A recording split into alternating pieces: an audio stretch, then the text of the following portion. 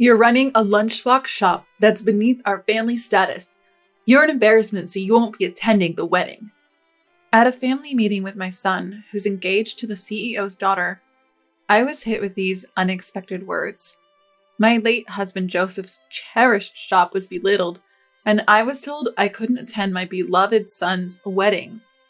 I couldn't accept it, but if it's for my son's sake, I had no choice. I can't ruin my son's marriage because of me. I want him to be happy. Reluctantly, I agreed to their terms. But then, an unexpected person showed up, leaving the other parents pale-faced. "Richard, take care of Mom for me," Joseph had said with a smile as he took his last breath. I thought we had so much more time. We had promised to make people smile through our cooking. Growing up, my parents were always busy, so I naturally started making dinner. I'd cook, wrap up the leftovers, and go to bed. In the morning, the dishes were always clean, and a thank you note was left. I wanted to make my parents happy, so I got into cooking. Joseph was passionate and dreamed of owning his own restaurant. I was drawn to his enthusiasm and effort toward his dream, so we started dating. Cooking for Joseph, who aspired to be a chef, was nerve-wracking. One day he said, "Nancy, let's open a shop together. Your cooking has the magic to make people smile, and I'm one of them. Let's make people smile together." Hearing that, I remembered my past efforts to please my parents and decided to run a homey lunchbox shop with Joseph. I handled mornings. Joseph took care of nights. Joseph would always say thank you after meals. "Gratitude needs to be expressed," he'd say, a phrase that still rings in my ears. After giving birth to Richard, life was tough, but fulfilling. Joseph passed away before fulfilling his dream. Richard grew up fast, and I did my best not to let him see my sorrow. He's a thoughtful, kind child who even helps with chores. He loves my cooking and even started cooking himself. When he got a job, he cooked a special meal to thank me.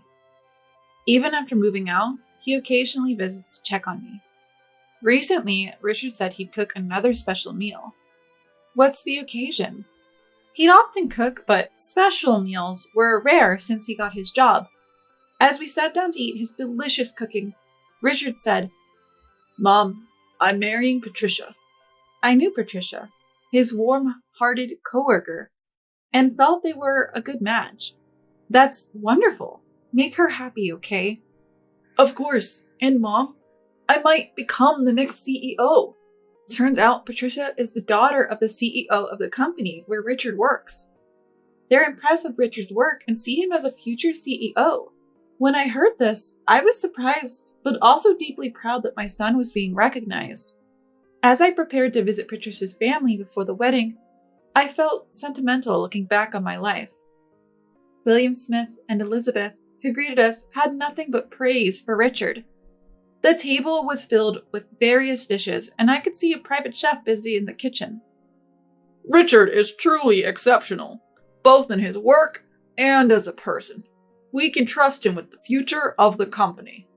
We always thought Richard and Patricia were a perfect match. We cried tears of joy when we heard they were getting married. We look forward to the future." Richard, a bit shy, firmly declared, "I will build a happy home with Patricia.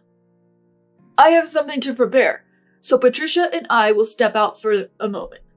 They left the room with playful smiles, and I felt a mix of pride and warmth. "So, Nancy, when are you planning to quit that lunchbox shop of yours?" After they left, I sensed a change in Elizabeth's tone. "Quit? I never said I was quitting." "Well, it's not like it's making much money. Why keep running such a lunchbox shop?" I couldn't believe my ears. "Is that lunchbox shop? Why are you saying this? That shop is precious to me and my late husband, Joseph." "Well, it's not like you're offering anything special. The Smith family owns a major corporation with hundreds of employees. It's not a good match." "We were fine with Richard, but we can't accept that his family runs a small-town lunchbox shop. We thought you were quitting, which is why we moved forward with the wedding plans." I was stunned. I couldn't comprehend what was being said. Or maybe I didn't want to. Was my shop the reason Richard couldn't get married? Why does the scale of our business affect my son's marriage? It's a significant difference, objectively speaking. Elizabeth is right. How can we tell people that the family of our future CEO runs an outdated lunchbox shop? Don't belittle it just because it's a lunchbox shop. Elizabeth snorted at my words and delivered the final blow. Enough! You're an embarrassment to our family with that lunchbox shop. You won't be attending the wedding. Not just the wedding. If you continue the shop, we'll cut ties with Richard as well. Do you intend to hold Richard back? Their words cut deep into my heart. I was overwhelmed with a mix of emptiness and anger. I was just happy that Richard was finding his happiness. He's my pride and joy. Please, let me see him get married, even if it's from the shadows. Why do I have to watch Richard's fine form from the shadows? It was my own words, but to be honest, my brain couldn't keep up with them. I'm sorry, but even if you were in the shadows, Richard and Patricia might find it suspicious. We'll say you had an emergency and couldn't attend. Just then, I started to hear Richard and Patricia's voices as they returned to the room. They'll be back soon. If I just give in to William Smith and Elizabeth's demands, these two can live happily. If I just endure it, everything will work out. If I just... Nancy, what do you think? All right. Sorry for the wait. Here's a gift from us to the three of you. Oh, what a relief! You two prepared such a wonderful gift. I'm so happy. Thank you. I didn't expect you to do something so wonderful. Elizabeth got a music box. President William got a whiskey. And for me, an apron. Patricia suggested the apron, saying you're always cooking delicious meals at the shop. We were worried if you'd like it. Ah, thank you. I'll cherish it. Mom, are you crying that much? Tears wouldn't stop flowing. Richard looked at me, surprised but smiling warmly. This apron will be my last memory. The smiles of Richard and Patricia were deeply etched in my heart. Be happy. On the day of the wedding, I sat on the living room floor, still in my pajamas, without even the energy to turn on the lights. My phone was filled with missed calls from Richard and Patricia. Since that day, I didn't know how to interact with Richard, who was excitedly talking about the wedding. I could only offer him cliched words. I held the apron they gave me tightly. Celebrating their union alone, tears flowing endlessly. The next day, I was awakened by the incessant ringing of the doorbell. I instantly knew it was Richard. And indeed, it was him, and Patricia was with him. On the first day of their new life, they had come all the way to my house. As soon as I opened the door, Richard, unable to hide his anxiety, said, Mom, what happened? We were worried because we knew you wouldn't forget the wedding. Why didn't you come? Nancy, was it something I did? Their faces were pale, a stark contrast to the happiness they should be feeling. I didn't expect him to make me look like this the day after the wedding. Mom, please, I need to know. From their expressions, I knew that no amount of sugarcoating would work. Let's talk. Come in. I told them everything that President William and Elizabeth had said to me when they stepped out. I wondered if it was okay to reveal everything, but I couldn't stop myself. Richard's face gradually tensed up, but Patricia seemed the most shocked. What is this? How could they say such terrible things to you, Nancy? This is unbelievable. Tears flowed from Patricia's eyes, widened in a mix of anger, sadness, and surprise. Nancy, I don't know how to apologize for my parents. I'm so sorry. Stop it, Patricia. You've done nothing wrong. I'm sorry for causing you pain the day after your wedding. Mom, thank you for telling us. Richard spoke calmly, and with a dazed Patricia left my home. The next day, the doorbell rang again. Could it be Richard? I opened the door to find President William and Elizabeth standing there.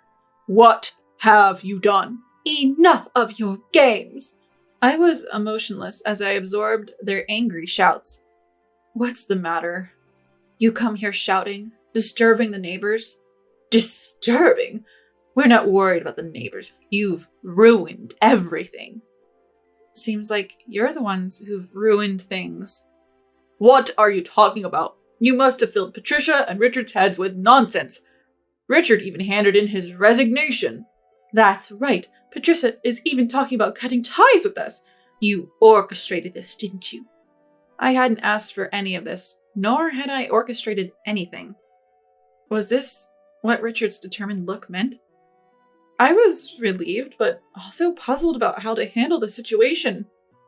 I simply told them the truth. Don't accuse me of manipulating them. I think they made their own decisions. Stop playing games. I'd like to say the same to you. What is this? Are you trying to ruin our company? Just as President William shouted, a car pulled up in front of the house. A sleek, spotless, black luxury car.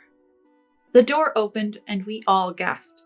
Out stepped Richard, followed by Patricia, and then an elderly gentleman.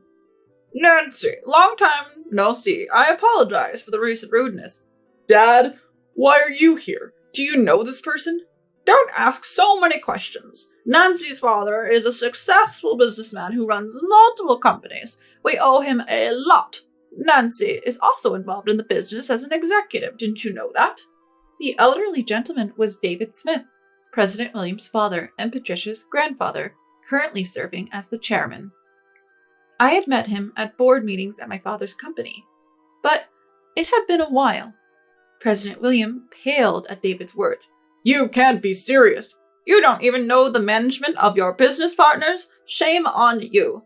And you dare to say cut ties and don't attend the wedding to the parents of the man Patricia is going to spend her life with? Utterly disrespectful. David's words enveloped me, Richard, and Patricia. President William and Elizabeth looked as if they'd been plunged into despair. A week later, I ran into President William at a board meeting at my father's company. He gave me a slight nod and moved away, avoiding me. I watched his retreating back and made up my mind. For Richard and Patricia's sake, this relationship couldn't continue as is. After the meeting, I stopped President William, who was hurrying home. President William, we're renting out my shop this weekend to celebrate my son's wedding. Would you like to join us? Well, I don't think it's appropriate for me to. Don't say that. It's a good opportunity to mend fences. We had issues at the wedding, but why not start fresh? Why would you? After all that happened. I was hurt, but Patricia apologized first. I want those two to be happy. We share that wish, don't we? Will you join us? After some thought, President William nodded. I'm truly sorry. I'll join the celebration. On the day when President William and Elizabeth walked into my lunch shop, Richard and Patricia stood up to say something. But before they could, I stepped forward to greet them. Thank you for coming today. It's a bit cramped because we've set up the dining area where we usually display lunch boxes, but let's enjoy ourselves. What's the meaning of this? Patricia glared at her parents. Patricia, I invited them. We can't continue like this. We can't forget what happened at the wedding, but we can make better memories from now on. But also, you can't just sever ties with family. I have a request too, okay? Elizabeth, thank you for raising Patricia to be such a wonderful person. I said such terrible things. It's because Patricia, who met Richard, is wonderful. I learned from Joseph that you have to express gratitude. It took time, but the tension between the newlyweds and their parents eventually eased. Now, we all enjoy a meal together once a month. Elizabeth even started buying lunchboxes from my shop. Today, as always, I greet her wearing the apron Richard and Patricia gave me. Welcome! All to bring smiles through cooking.